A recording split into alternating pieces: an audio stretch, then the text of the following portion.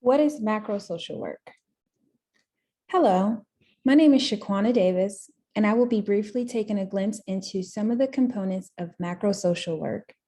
We will explore one theoretical perspective as it relates to macro practice, skills of macro practitioners, and how they are used to help underserved populations, and identify two of the NASW values which are most associated with macro social work in hopes to gain a better understanding of the multifacetedness of the practice.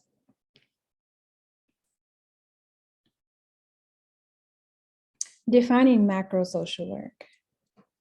Netting defines macro social work as professional guided interventions designed to bring about change in organizational, community, and/or policy arena.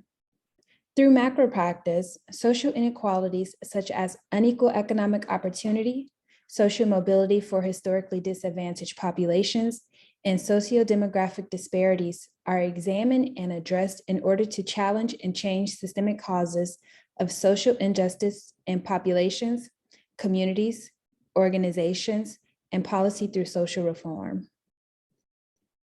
In the 1960s, macro practitioners helped to create the social welfare system with programs such as Medicare, Medicaid, and the Older American Act and other various programs, thus spotlighting the diversity and intersectionality of macro practice.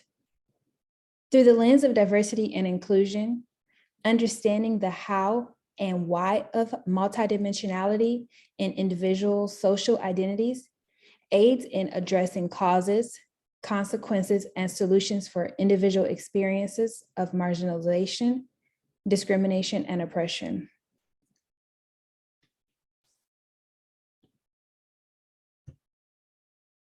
To further conceptualize macro practice, let's take a look at the systems theory.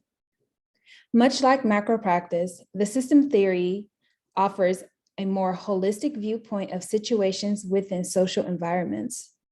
Evaluation of human behavior is achieved by assessing the structures around individuals, such as environment, family dynamics, organizations, institutions, and other interconnected factors that influence one another in ways to gain a better understanding of all those interacting within a system.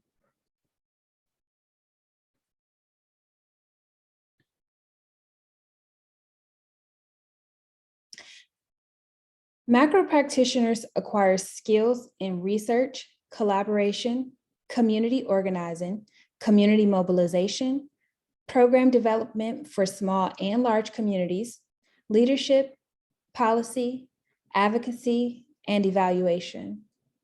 I want to focus on three skills in particular: community mobilization, advocacy, and policy, and how those skills are applied in different populations.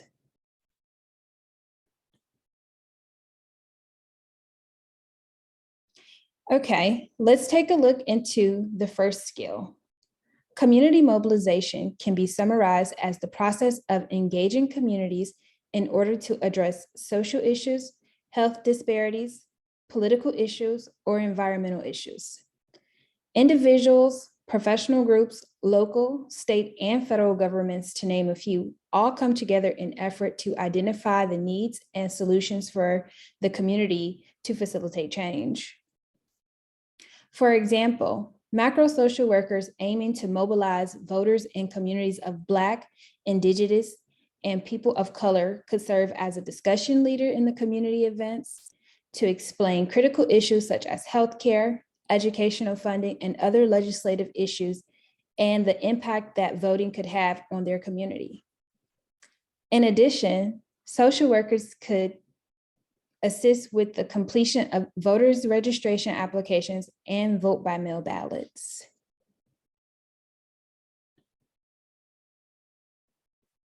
The second skill I want to look at is advocacy. Practitioners engaged in advocacy campaign for the rights and resources of individuals or groups in vulnerable populations.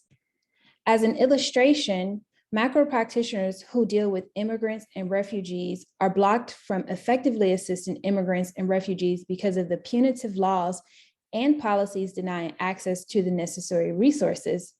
Therefore, practitioners can advocate through the organization of community support programs, lobbying local, state, and federal level legislators in order to increase funding, and challenge the current policies affecting immigrant and refugees in hopes to influence policy change. For the last skill, we will look at policy.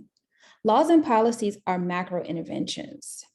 Policy practice implement changes in laws, rules, and policies at local, state, and federal levels with the goal of ensuring social and economic justice for all people, regardless of their race, gender, religion, sexual orientation, or socioeconomic status.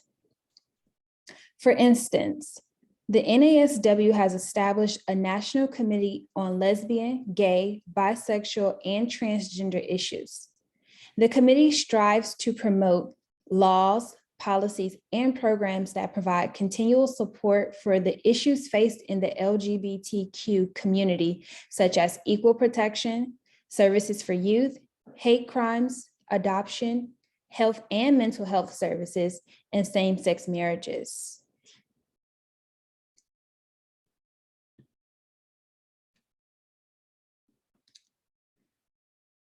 Service and social justice are the two NASW values most associated with macro social work.